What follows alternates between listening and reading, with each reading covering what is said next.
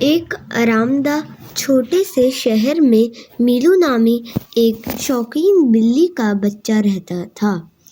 میلو ہمیشہ نئی جگہیں تلاش کرنے اور نئی چیزیں سیکھنے کے لیے بےتاب رہتا تھا۔ ایک دن باغ میں کھیلتے ہوئے میلو نے ایک تتلی کو پھڑپڑاتے ہوئے دیکھا۔ دلچسپ ہو کر میلو نے جنگل میں تتلی کا پیچھا کرنے کا فیصلہ کیا۔ جیسے جیسے میلو جنگل کی گہرائی میں داخل ہوا، درخت لمبے ہوتے گئے اور راستہ تنگ ہوتا گیا۔ جلد ہی میلو کو احساس ہوا کہ وہ کھو گیا ہے۔ گھبرا کر میلو نے مدد کے لیے کہا، لیکن کوئی جواب نہیں ملا۔ میلو بیٹھ گیا اور رونے لگا۔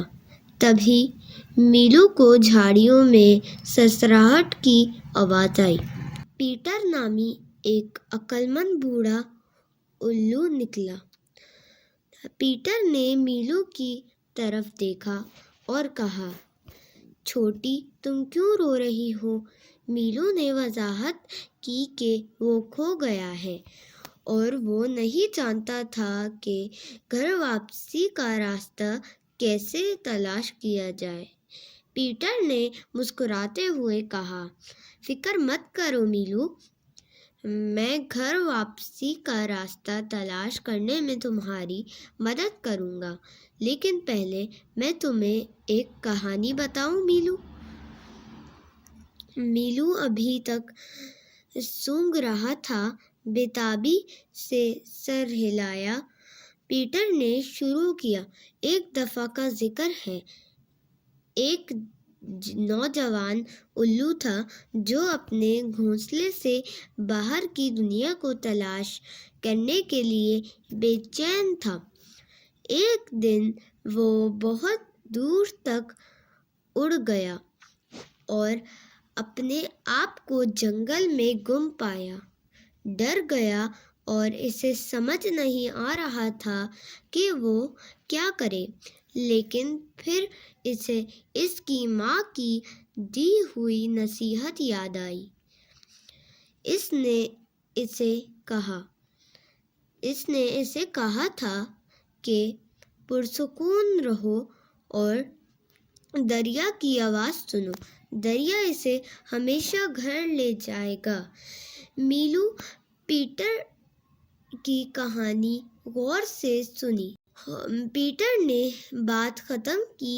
میلو نے اپنے آنسو پوچھتے ہوئے کہا، آپ کا شکریہ پیٹر، میں اب سمجھ گیا ہوں، مجھے پرسکون رہنا اور اپنے گھر کی آوازوں کو سننے کی ضرورت ہے۔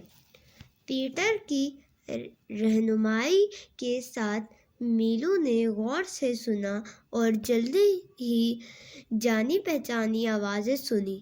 پرندوں کی چہچہاہٹ اور پتوں کی سرسراہٹ۔ آوازوں کے بعد میلو کو گھر واپسی کا راستہ مل گیا۔ اس دن سے میلو نے زیادہ محتاط رہنا سیکھ لیا اور ہمیشہ اپنے ارد گرد پر توجہ دی۔ اس نے یہ بھی سیکھا کہ جب آپ گم ہو جائیں تو مدد مانگنا ٹھیک ہے۔